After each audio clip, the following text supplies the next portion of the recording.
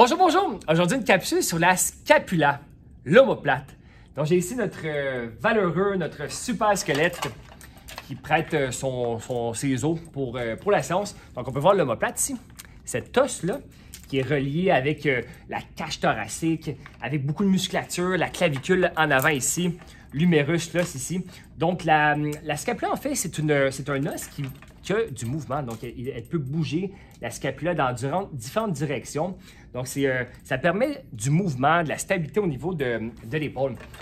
Très souvent, je rencontre des gens qui présentent une altération du contrôle. Ça peut être soit statique, la position, ou dynamique.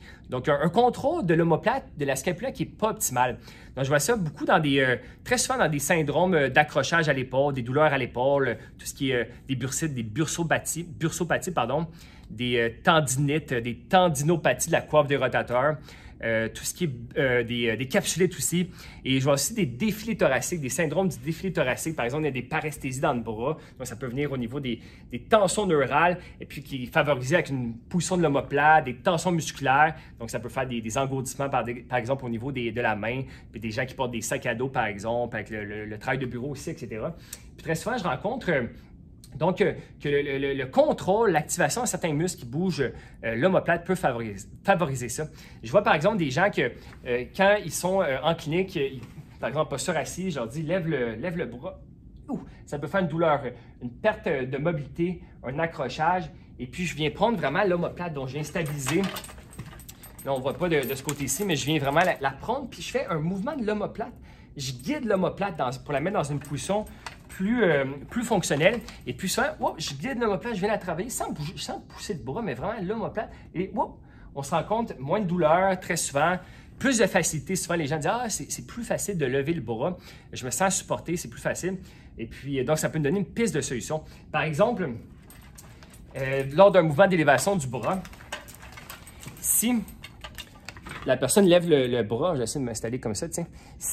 Parce que quand on lève le bras, il y a plusieurs degrés, une cinquantaine, 60 de degrés que l'omoplate bascule comme ça.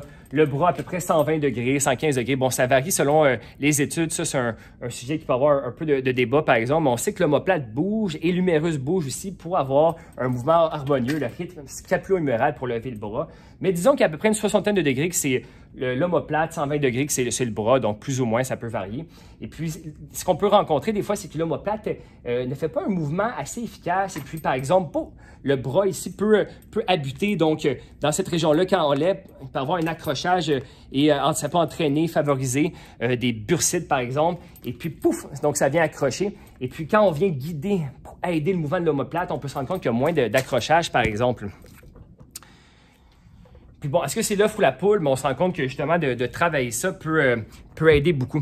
Et puis, des cas aussi d'instabilité au niveau de l'épaule. Donc, si j'ai mon humérus, l'os du bras ici, et ça, c'est la cavité glénoïde, la scapula. Donc, si j'ai l'omoplate qui est un petit peu vers le haut, dans une bonne position optimale, donc mon bras est dans l'humérus est dans une position qu'on peut appuyer ici, donc il est beaucoup plus stable. Alors que si l'omoplate est basculée vers le bas, comme ceci, et là, ma coiffe des rotateurs ici force beaucoup plus, donc c'est des muscles qui viennent stabiliser, force beaucoup plus pour stabiliser l'articulation, tandis que si elle est plus en rotation supérieure vers le haut comme ça, donc j'ai un appui, donc c'est vraiment mécanique, un meilleur appui, pouf, de l'articulation, un meilleur contact, donc plus de stabilité.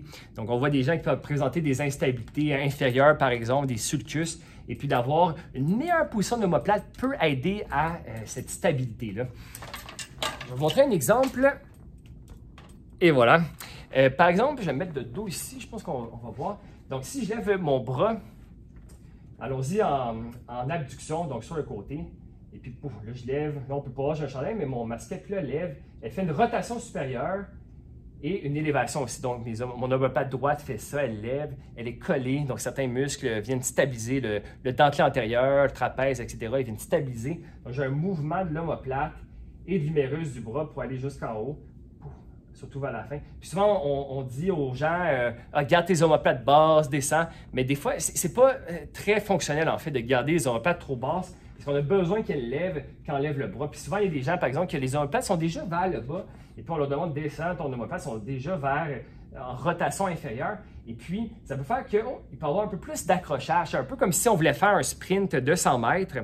et puis qu'on part 10 mètres en arrière des autres, des compétiteurs, c'est pas une position avantageuse pour faire un mouvement en compétition, par exemple. Donc, si on fait l'inverse, en fait, je vais y aller normal, donc je lève mon bras, puis j'ai un mouvement de mon omoplate, comme ceci, je redescends. Et si je fais un peu différemment, je descends mon omoplate, je la garde vraiment descendue comme ça ici, et j'essaie de la maintenir descendue, et j'essaie de lever mon bras, et puis, oh, moi je bloque à peu près là. Donc j'ai épousé, j'ai tout pris mon mouvement gléno-huméral dans cette articulation-là, mais j'ai bloqué mon mouvement scapulo-thoracique de l'omoplate, je ne peux pas aller plus haut, ça bloque là, on sent vraiment un accrochage, je ne vais pas plus loin, tandis que, oh, ça c'est un mouvement un peu plus d'omoplate pour aller un peu plus haut.